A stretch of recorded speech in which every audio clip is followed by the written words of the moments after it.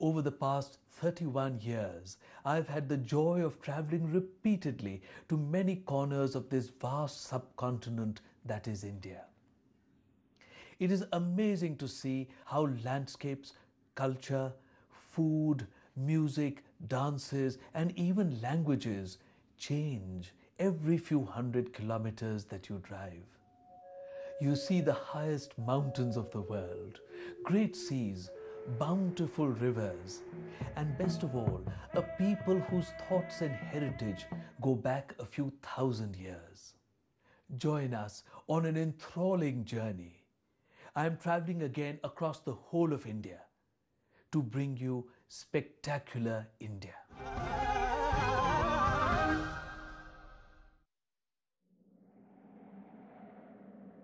It is a spectacle of nature at its grandest that we see here. The rugged mountains reach for the skies. This high-altitude cold desert has a startling variety of landscapes which vary in altitude from 10,000 feet to over 20,000 feet. Life is difficult in this harsh and inhospitable land. There are parts of Ladakh and Spiti which are very isolated even today. For more than 6 months of the year, the high mountain passes are snow-bound and the remote valley of Zanskar is cut off from the rest of the world. During that time, it is only along the frozen Zanskar River that the people are able to walk and come to the Leh district to be in touch with the world.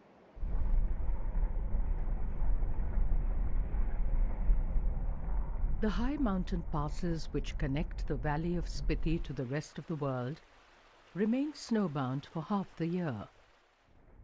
This makes Spiti one of the most isolated regions of the Trans-Himalayas. The culture of this region is steeped in the compassion of the Buddhist faith.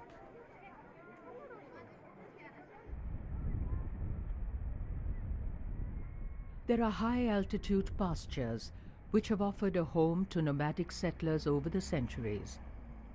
The Brukpas, for instance, are Aryan tribes who made Ladakh their home many centuries ago. They continue their ancient customs and traditions nurtured in the seclusion of the high mountains.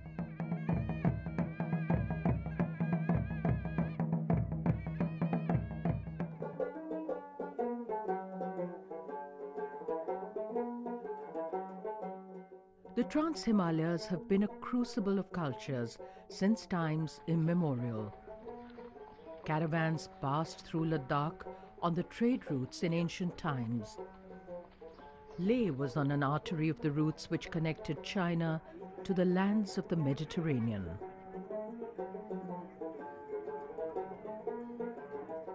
Along with commerce, there was the constant flow of cultural and artistic influences which travelled to Ladakh in times gone by.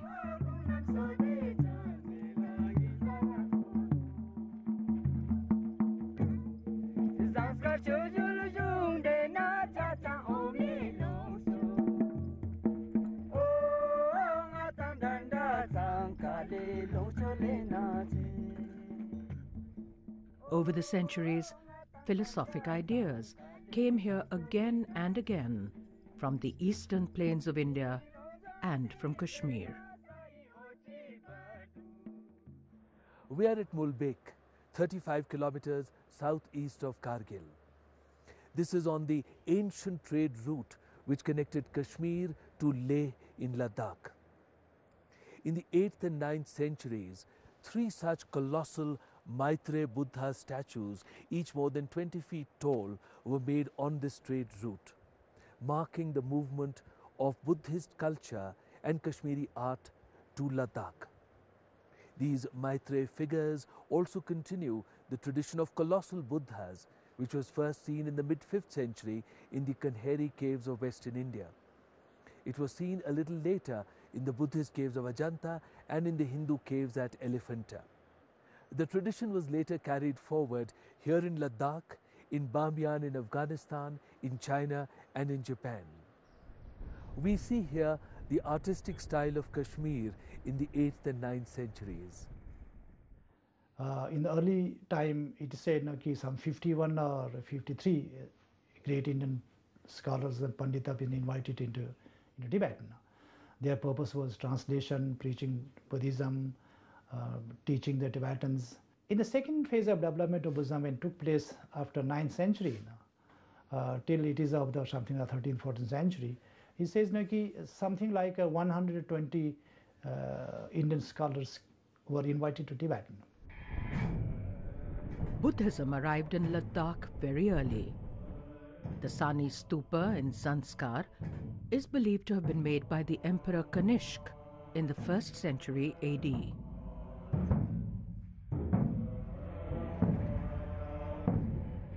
The first great diffusion of Buddhism here was when Guru Padmasambhava swept across the Trans-Himalayas, establishing Buddhism in the 8th century.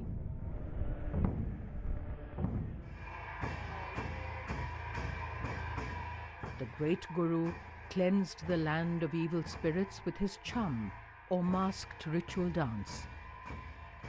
This sacred dance is performed even today to keep the land pure for the faith to prosper.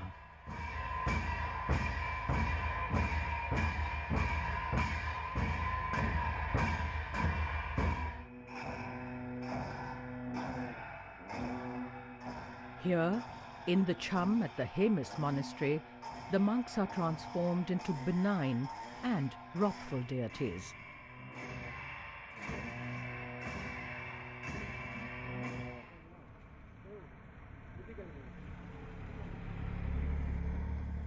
Just a little southeast of Leh, next to the Sheh Palace, are these incised rock carvings of 5 Dhyani Buddhas. With their typical crowns and the lions made below them, these are typical of the art of Kashmir of around the time of Guru Padmasambhava in the 8th century. At the end of the 10th century, a great revival of Buddhism occurred. This is known as the second great diffusion of Buddhism in the Trans-Himalayas. In this period, 108 monasteries are believed to have been constructed by King Yeshe O. This grand project was supervised by Rinchen Zangpo, who is also known as Lhotsawa, or the Great Translator.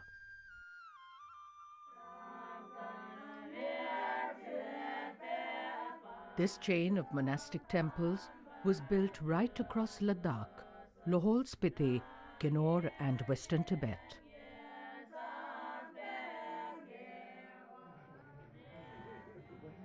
The period of the making of the monasteries of Rinchen Zangpo is enshrined in the memory of the people as a magical time. They believe that the Great Translator created each of the beautiful temples in the space of only one night. The villagers awoke in the morning to see a new temple.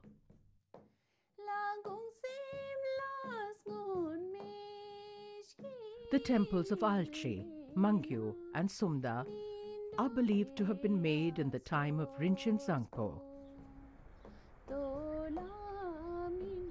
They are made in fertile pockets and river valleys of the Leh district and have close similarities to each other. It was believed that a pilgrimage to all three in a single day would lead to instant salvation.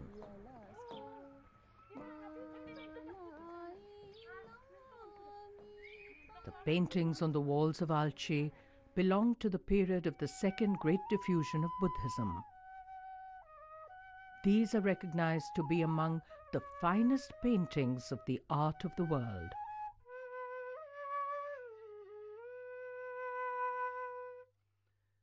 In the vast and bleak desert lands of the Trans-Himalayas, these temples are like an oasis of color.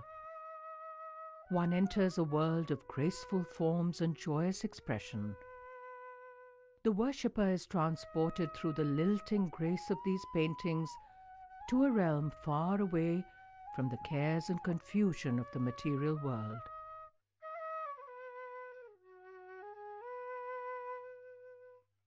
In the rugged landscape of Ladakh, the people live in deep harmony with nature. Their monasteries or gompas symbolize their religious view of life. We are here at the Phyang Monastery, west of Leh, about 22 kilometers. We are with Namgyal Ji, the head of the Phyang Monastery, who is telling us about so many things to do with Buddhism. Namgyal Ji, आप कितने सालों से यहाँ हैं? ऐसे तो मैं बचपन से जब छोटा लामा बनता है तो इसी गुम्पा में बनाया है।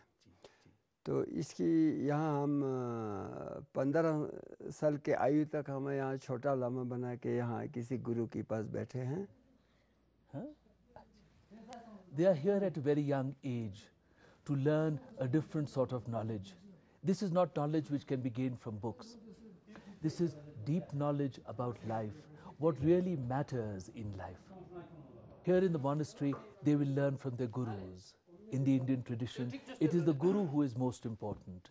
It is he who will show the path towards leading life in the right way.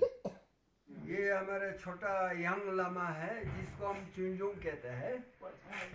ये हर एक गांव से आया है। कुछ लोग लेह से है, कुछ लोग शुशोत से है, कुछ लोग उधर नुब्राविली दिगर से है और ये सामने कुछ लोग है ये दर्शिक गस्कोन ये डोपा एरिया से है जो पुराने आर्य नस्ल का है। Buddhism is actually for the inner discipline. It is not the worldly gains, because the outside world or sansara, which is called, it is somewhere it will trap you into their web.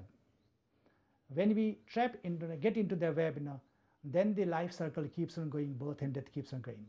Buddhism stress over how to get out of that. So getting out of that, it is called the liberation. The deities are the innermost spiritual aspect or experience or subtle mind of the individual being. So it is how to cultivate that and how to identify and become one with that. Normally we misunderstand the term as a God. Sometimes we try to make it the God. When you call it the God, means that the creator who creates. So therefore, in Buddhist perspective, that is absolutely invalid. So therefore, we are using it small g as a God or the deity. Actually, all the deities you find in Tantrayana, in Tibetan Buddhism, they are as you said, they are form of different wisdoms. Like compassion and wisdom and the power.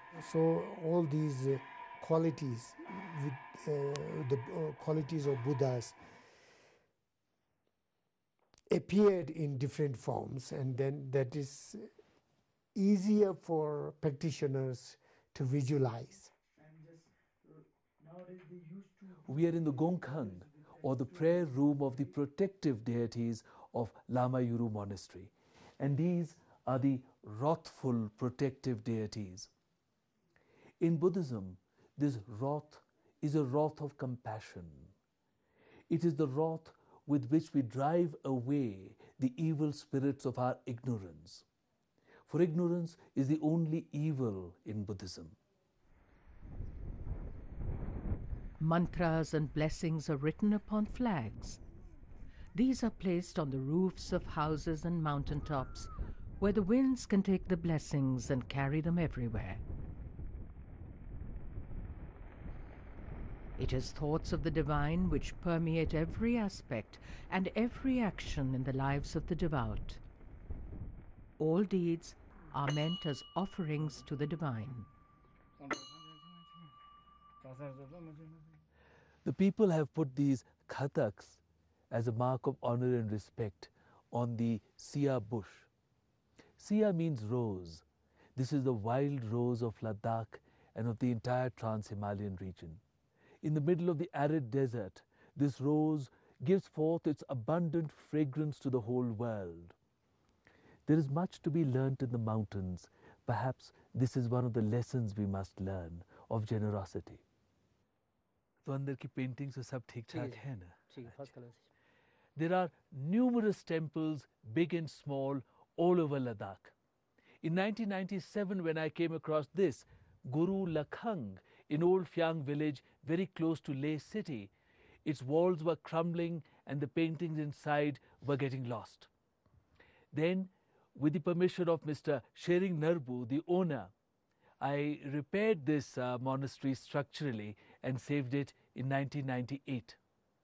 The paintings inside of many deities are of about the 13th century. Such temples are part of the living cultural heritage of Ladakh.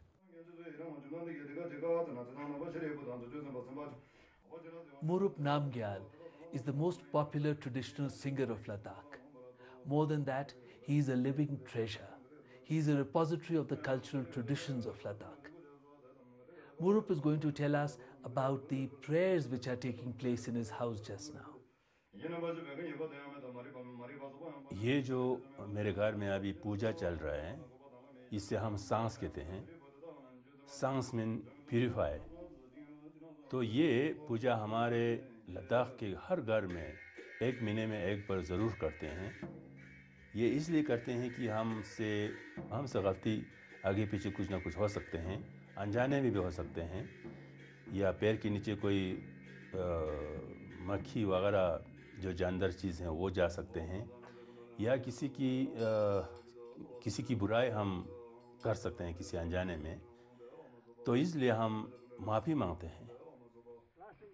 It is the wisdom and compassion of the Buddha which illuminates the lives of the people of these remote regions till today.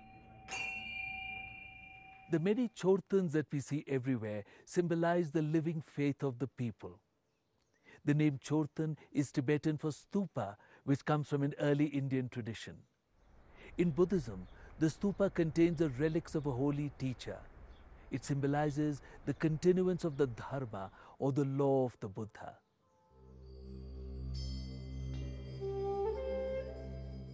The Buddhist beliefs of harmony and compassion remain deeply interwoven in the lives of the people of Kinnaur and Spiti till today.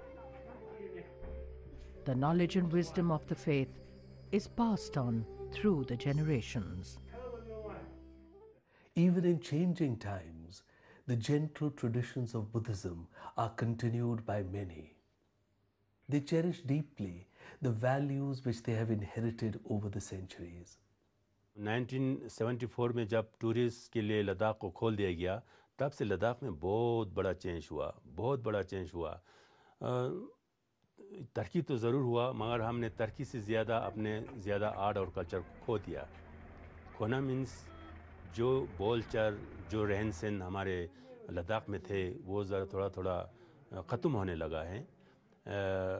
اب لوگ پڑھائی تو ضرور کرنے لگا ہے, پڑھائی تو کوئی بھی کر لیتے ہیں, مگر پڑھائی کے ساتھ ساتھ جو برائیاں آنے لگا ہیں وہ میرے خیال میں ریلیجس میں فیتھ نہیں ہے, اس لیے برائیاں آئے تھے.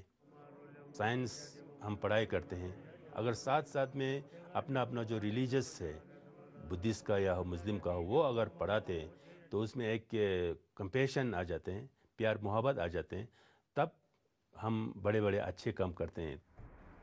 سوچتے ہیں کہ میں ہی بڑا بن جاؤں, میں ہی کار بنا لوں, میں ہی بنگلہ بنا لوں, اکیلا میں ہی بڑا سب سے امیر ہو جاؤں. تو وہ ذرا ہمارے لداخ میں آیا ہے, وہ ذرا گندا آیا, اچھا نہیں آیا. تو کہتے تو ہیں کہ ترقی کے ساتھ ایسا ہوتا ہے, مگر ہمارے یہاں تھوڑا زیادہ ہو رہا ہے. اب آگے کیا ہوگا وہ تو میں نہیں بول سکتا ہوں. آج تک تو ایسا ہی ہوا ہے. ہمارے جو بزرگ تھے وہ تو بڑے پیار سے, بڑے محبت سے, کسی کو بھی تکلیف نہیں دیتے تھے, بڑے شانتی سے, بڑے آرام سے زندگی کرتے تھے. اور وہ والا آج بھی ہمارے بزرگ لوگ یاد کرتے ہیں. وہ زمانہ آج سے کوئی 50-60 سال پہلے ہم بہت یاد کرتے ہیں اس زمانے کو. One is is inner growth, other is the outer manifestations. Since now economic and the financial resources are very available to them, so therefore everybody contributes for the development of the Buddhism and the Buddhist practices or Buddhist rituals. They spend substantial money, and also building temple and the monasteries, they really contribute, and everybody, the old temple has been renovated. Since many people are coming and going, they are talking about the Buddhism, But this knowing is outer manifestation. Today, though they are outwardly they are following Buddhism, they worship, they keep temples, they keep the statues or the photographs of the Buddha and Dalai Lama and many of the Buddhist masters in their houses now. But so far as understanding about the Buddhism seems now we are lacking now. Yes, in the Himalaya as such overall from the Ladakh to the Arunachal, Buddhism is flourishing now. It is on the account of the establishment as monasteries. Large number of the young people, they love to join the monks. Also because of the tourism, development of tourism, and also Government of India's initiative as such, every religion must be given equal opportunity to grow. All these things, the factors truly help them to grow the Buddhism. We need to give a more inner strength or inner boost now. That is needed. This is the result of the Western kind of a culture. Things become a matter of exhibition. So through this exhibition, they wanted to earn money. So therefore, this greed, which was un-Buddhistic, has unfortunately crept into the Buddhist tradition as well. So there are very few Milarepas today. So therefore, true Buddhism lies with Milarepas, who has renounced everything, simply living in the cotton cloth, living in the caves. So how many of them are there? Everybody loves to go out. Everybody loves to have a what you call very high time and a very good life. And these Rinpoches gradually they are becoming out of the reach of the common people now. Similarly, sometimes it's very painful to say Buddhism sometimes appears, if it is not given the inner boost, it will slip out of the hand, because common people are not understanding it. Where is the Buddhism, or what is true Buddhism and a Buddhist ideology is as such, because the Buddhist is a way of life. If the way of life you are leading is if not proper, it will take you to some wrong way. Then definitely it is going to lead you to doom. It won't liberate you. It will put into the wheel of the samsara, keep on roaming there.